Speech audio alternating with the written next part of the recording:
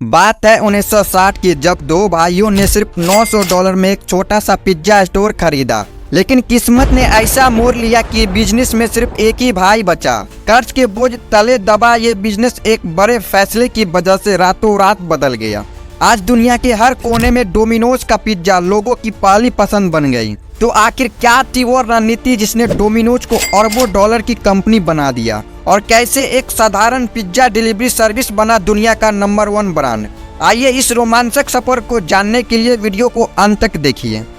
तो दोस्तों, इस कहानी की शुरुआत होती है 25 मार्च 1937 से, जब थॉमस स्टीफन टॉम मोनागन का जन्म अमेरिका के मिशिगन प्रांत के एन अर्बर शहर में हुआ था।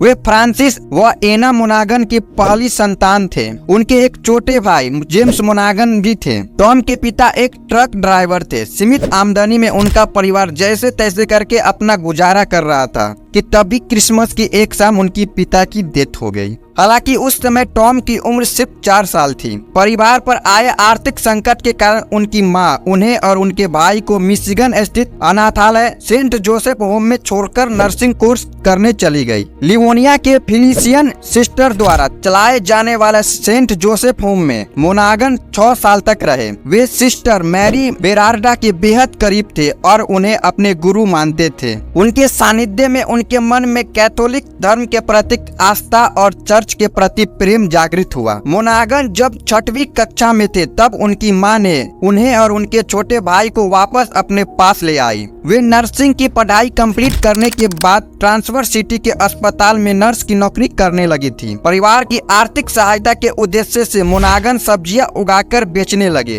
अतिरिक्त आमदनी के लिए मोनागन मछली पकड़कर बेचने और मिलिकन डिपार्टमेंटल स्टोर्स के सामने transfer city record eagle paper बेचने का काम करने लगे। मां से उनका संबंध कभी अच्छा नहीं रहे और दोनों में हमेशा झगड़े होते रहे। अंत में तंग आकर उनकी मां ने उन्हें फिर से अनाथालय में भेज दिया। अनाथालय में रहते हुए उन्होंने ट्रांसफर सिटी के सेंट फ्रांसिस स्कूल में अपनी पढ़ाई जारी रखी, लेकिन उनका लगाव धर्म और चर्च के प्रति अधिक था। इस कारण से वे प्रीस्ट बनने के बारे में सोचने लगे। अनाथालय के प्रीस्ट के समक्ष यह इच्छा जाहिर करने पर उन्होंने अपना एडमिशन मिशिगन के ग्रांड रैपिड्स के स्थित सेंट जोसेफ सेमिनरी में करवा लिया। लेकिन वह सेमिनरी के कड़े अनुशासन में स्वयं को ढाल नहीं सके और कुछ समय के बाद अनुशासनहीनता का दोषी पाए जाने पर सेमिनरी से बाहर निकाल दिया गया। इसके साथ ही उनके प्रीस्ट बनने का सपना भी खत्म हो गया। सेमिनरी से बाहर निकालने के बाद उनकी मां ने उन्हें अपने पास फिर से वापस ले आया,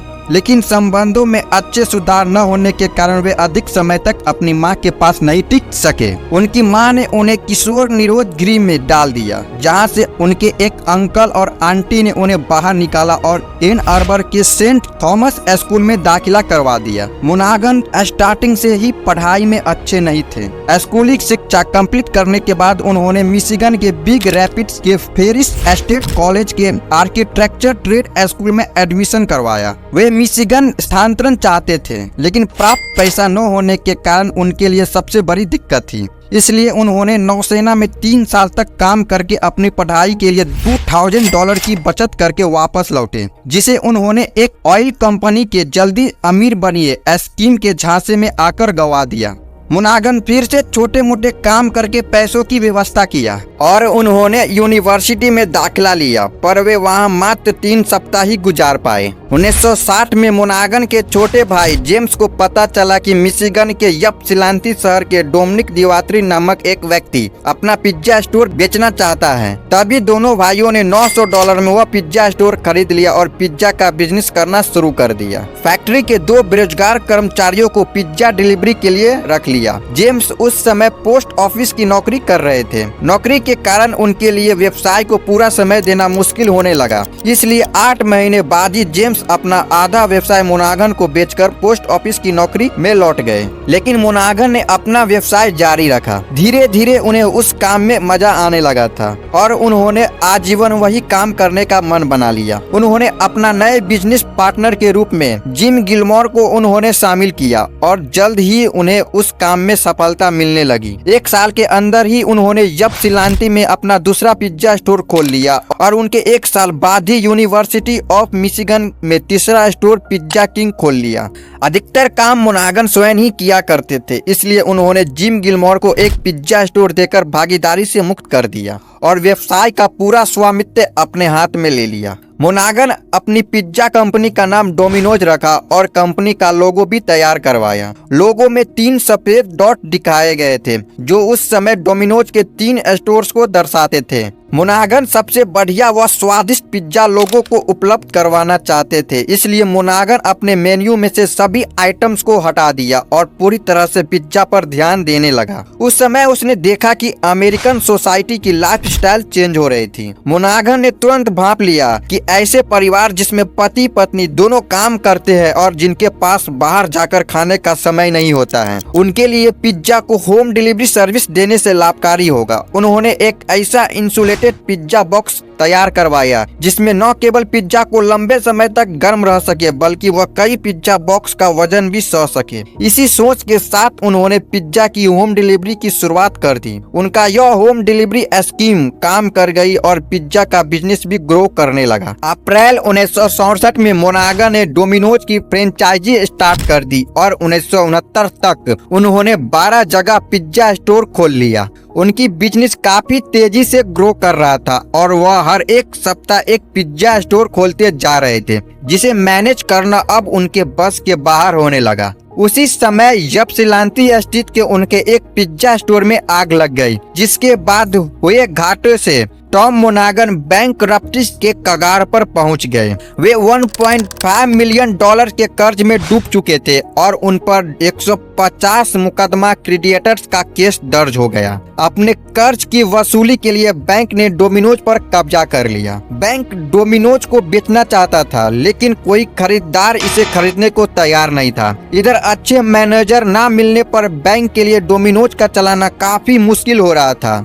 ऐसे में टॉम मोनागन बैंक के सामने खुद को नौकरी पर रखने के लिए बोला, जिसे स्वीकार कर बैंक ने उन्हें $200 प्रति सप्ताह के नौकरी पर रख लिया। अपने ही द्वारा स्टार्ट की गई कंपनी में मोनागन नौकरी करने लगे, लेकिन उनका मेन मकसद कंपनी को फिर से प्राप्त करना था, जिसके लिए वह दिन रात मेहनत करने लगे। 1971 में बैंक वालों ने यह मान लिया कि डोमिनोज का डूबना तय है। उन्होंने एक स्टोर के बदले मोनागन को डोमिनोज के सारे शेयर्स लौटा दिए। इस तरह से मोनागन को अपनी कंपनी फिर से प्राप्त हो गई, लेकिन कंपनी की हालात बेहद खराब हो गई थी। ऐसे में मोनागन बैंक का कर्ज चुकाने के बजाय मोनागन फिर से कंपनी की शुरुआत की।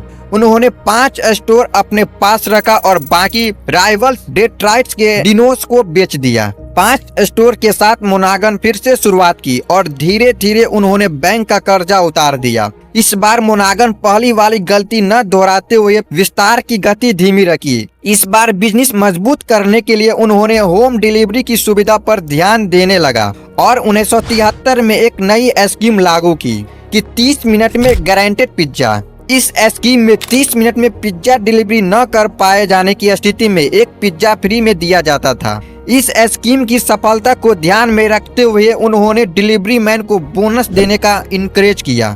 यह स्कीम काम कर गई और डोमिनोज ने फिर से अपने कस्टमर्स पर पकड़ बना ली। इस तरह 30 मिनट में पिज्जा गारंटी स्कीम के दम पर डोमिनोज ने मार्केट में अपना दबदबा बना लिया। 1973 तक 13 स्टेट में उनके 36 स्टोर खुल गए थे और 1978 तक यह संख्या बढ़कर 200 स्टोर तक पहुंच गई और 1981 में 582 तथा 1984 में 952 स्टोर तक यह संख्या पहुंच गई। इस तरह डोमिनोज विश्व का सबसे बड़ी पिज्जा चेन कंपनी बन गई। डोमिनोज 1995 में भारत पहुंची और जुबिलेंट फूड वेब्स को मास्टर फ्रेंचाइजी बनाया। यह भारत की पहली ऐसी कंपनी बनी जो ऑनलाइन और मोबाइल से ऑर्डर लेती थी। आज वही master franchisee company Jubilant Food वेब्स भारत के अलावा श्रीलंका, नेपाल और बांग्लादेश में डोमिनोज के फूड बेचती है। डोमिनोज उन कंपनियों में शामिल रही जिसने देश और रीजन के हिसाब से अपनी रणनीति में बदलाव किया। हालांकि डोमिनोज ने शुरू से ही डिलीवरी पर ज्यादा फोकस किया, इसलिए डिलीवरी और टेक्नोलॉजी पर अपनी पकड़ बनाई रखी। कंपनी ने समय समय पर अपने कस्टमर्स के लिए कुछ नया पेश करने की कोशिश की। जैसे 2013 में इजराइल में पहला वेगन पिज्जा पेश किया। इसमें डेयरी चीज की वजह सोया चीज और वेजिस का इस्तेमाल किया। इतना ही नहीं, कंपनी ने पिज्जा की डिलीवरी के लिए खास तरह की DXP नाम की एक कार्ड डिजाइन की। कंपनी के लिए साल 2008 और 2009 काफी चुनौतियों से भरा रहा, क्योंकि डोमिनोज ने सालों पुरानी पिज्जा की रेसिपी बदल दी। यह पब्लिक को पसंद नहीं आई। हालांकि डोमिनोज ने इसके लिए माफी भी मांगी। हालात इतना खराब हो गया था कि कंपनी को पिज्जा बेस का स्वाद की फीडबैक लेने के लिए लोगों के पास जाना पड़ता था। इसके बाद से कंपनी ने स्वाद के मामले में कोई भी समझौता नहीं किया। साल 2013 में डोमिनोज को मिलने वाले कुल ऑर्डर्स के सिर्फ 17% ऑनलाइन होते थे और वहीं 2019 तक यह आंकड़ा बढ़कर 75% पर हो गया था। 2019 के अंत तक दुनिया भर में भारत अमेरिका के बाद डोमिनोज का दूसरा सबसे बड़ा मार्केट बन चुका था। हालांकि भारत में डोमिनोज को सफल होने की एक वजह यह भी रही, जो कि इसने सिर्फ बड़े शहरों पर ही अपना फोकस नहीं किया, बल्कि छोटे छोटे कस्बे और ग्रामीण इलाकों पर भी ध्यान दिया। भारत के बड़े आकार और सांस्कृतिक विविधता के चलते किसी फूड चेन का पूरे भारत में फैलाना चुनौतीपूर्ण काम था, लेकिन डोमिनोज ने यह कर दिखाया। आज दुनिया के 90 देशों में कंपनी पिज्जा बेचती है और भारत के 371 शहरों में कंपनी के 1701 पिज्जा स्टोर है। आज डोमिनोज रोजाना 15 लाख पिज्जा बेचती है। दुनिया भर में इसके करीब 20,000 फ्रेंचाइजी स्टोर है। तो दोस्तों, डोमिनोज पिज्जा की यह कहानी साबित करती है कि अगर जुनून, मेहनत और सही रणनीति हो तो कोई भी छोटा बिजनेस एक ग्लोबल ब्रांड बन सकता है। टॉम मोनागर ने मुश्किलों का सामना करते हुए डोमिनोज को सफलता की ऊंचाइयों तक पहुंचाया और यही हमें सिखाती है कि कभी हार नहीं माननी चाहिए। अगर आपको यह वीडियो पसंद आई हो तो इसे लाइक करें, शेयर करें और सब्सक्राइब करना ना भूलें। मिलते हैं किसी अगले वीडियो में, तब तक के लिए keep learning and keep growing.